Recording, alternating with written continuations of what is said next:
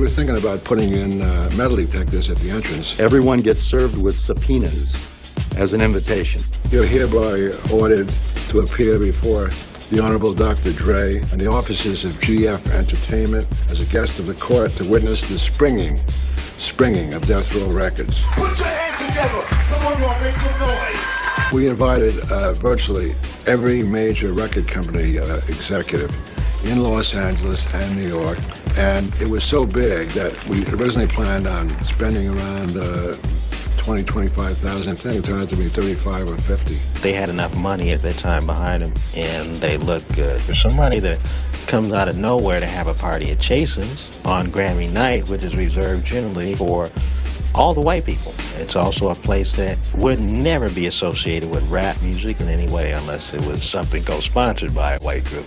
The market we're going after, we mainly for the people. I mean, for us, the West Coast, there's a lot of talent around that guys, we don't have the opportunity to have a chance to prove themselves.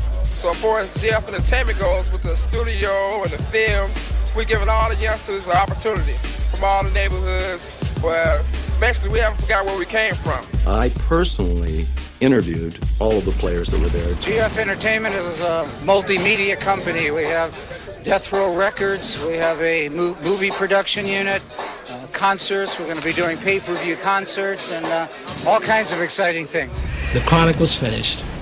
We had originally thought we were going to be able to distribute the record with Sony. This would have been the first time in history that young guys would have actually had the opportunity to have a distribution deal, what they call a P&D deal, through a major and get all of the money. Sony refused to distribute the Chronic. Sony, because of their fearfulness of some of the crazy things going on around Death Row and their wariness of the contractual status of Dr. Dre, didn't want to get that deal done. Because of Eazy's persistence, he had been wronged and he had been robbed for his artists. Sony chose not to be a part of the lawsuit. All over the country, they had pockets of young brothers who sold dope and had to carry 9mm pistols, who had a lot of money that could relate. They sold over 1 million albums. And we have to understand that with rap music, past 500,000, 600,000 albums, you go outside the black community. You had little white kids out there that was, grew up in Pop's Country Club, and they wasn't having it. They wanted to hear NWA. It became clear that there weren't just 10,000 kids listening to this. There was hundreds of thousands in each city. People sat back and seen an album that sold 1 million units that was never played on radio. And I had to question myself, how does this happen? How did this happen? What went on here? Now, when it starts making real money and it starts looking like some success is going to come about, that's when the shit starts. Eazy and Jerry wasn't paying Dr. Dre enough money.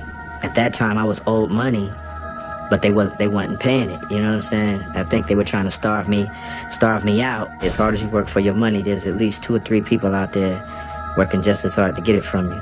I was there when Dre told me he would sell his soul to the devil for $1 million. And I swear right now, devil got to have a receipt for his ass. Dre basically made Ruthless Records.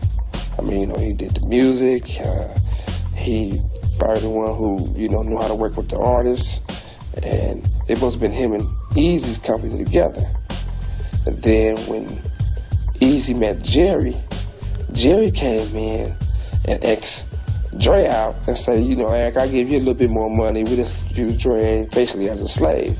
They had the worst contracts I've ever seen in the history of the record business. The contracts that Ruthless and Jerry Heller had with NWA and Dre, I guess if I said draconian, that would be a kind word.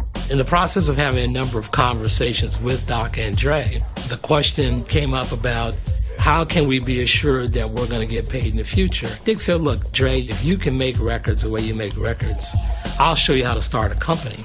You won't have to worry about people paying you. You'll have a company that you own and control.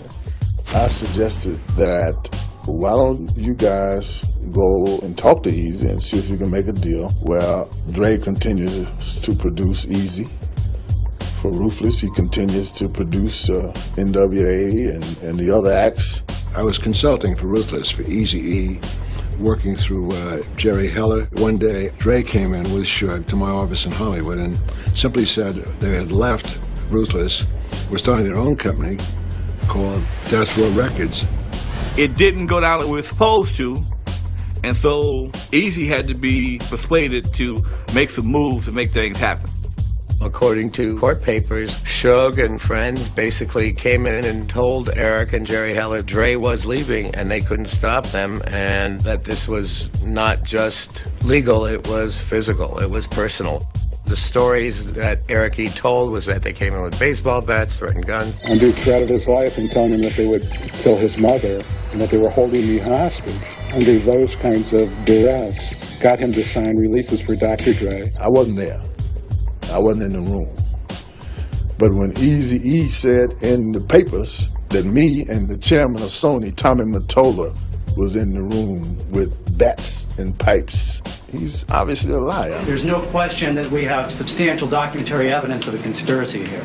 Eric Wright, Eazy-E, filed a RICO lawsuit against them. It was the first time RICO had been used in the music business. RICO is a racketeering lawsuit. It's the thing that they use to get the mafia when they can't get the mafia leaders on anything else. Eazy's lawsuit contended that there was money laundering, extortion, threats, and violent intimidation. Not only was it charged against Suge and Death Row for stealing what was their top producer, Dr. Dre, it was charged against Sony Music.